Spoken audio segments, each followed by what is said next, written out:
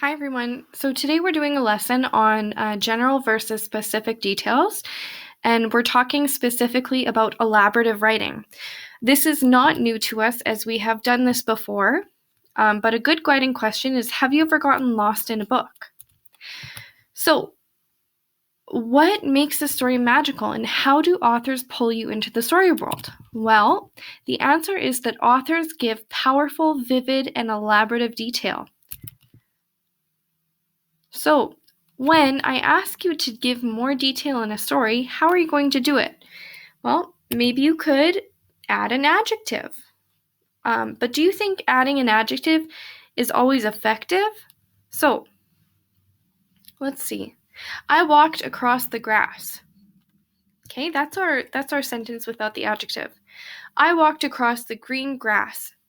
Was that much more effective for you? In my opinion, I don't think so. So it's not that adjectives are bad. It's just that we can do more when we are using our strategy effectively. So this is where it's going to fit into our writing. So we've first touched on entertaining beginnings and extended endings, and we will be coming back to those kind of once we've looked at all of the components of story writing. But right now we're going to work on elaborative detail. And we have actually touched on this in class where we talked about story critical characters, settings, or objects.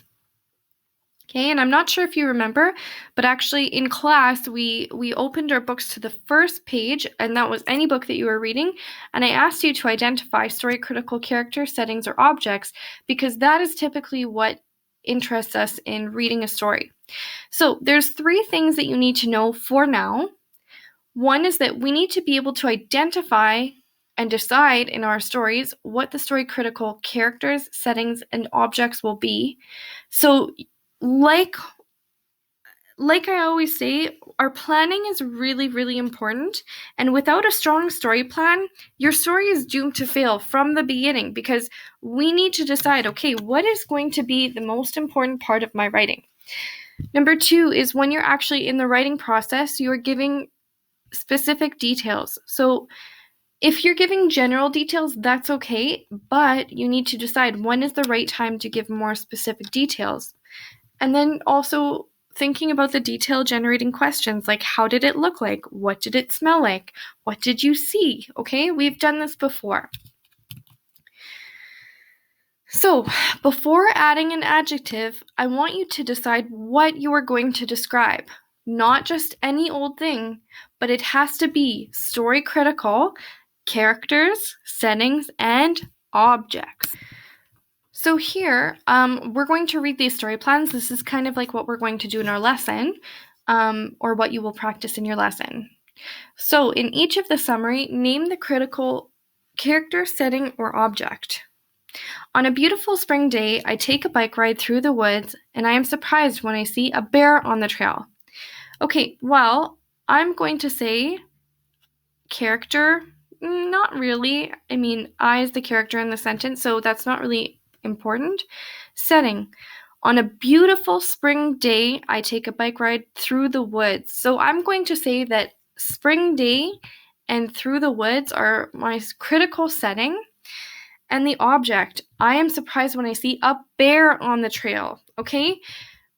A bear is kind of like our élément déclencheur that really changes the story. That's what triggers our story. Okay, let's go to the second example.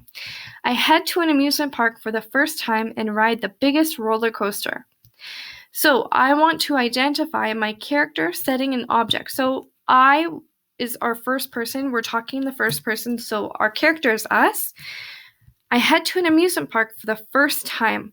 So I think part of what's critical here for the author or for the reader to know is that the author or the character is going to the amusement park for the first time.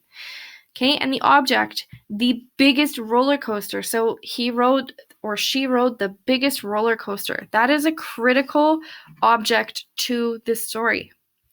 So what you are going to do is you are going to go into Google Classroom, and here you are going to you are going to, let's see here.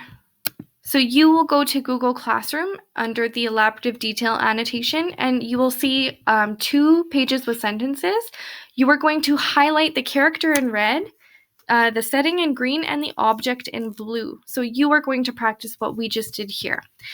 If you have any questions, comments, or concerns, please email me. I would love to help you. Thanks.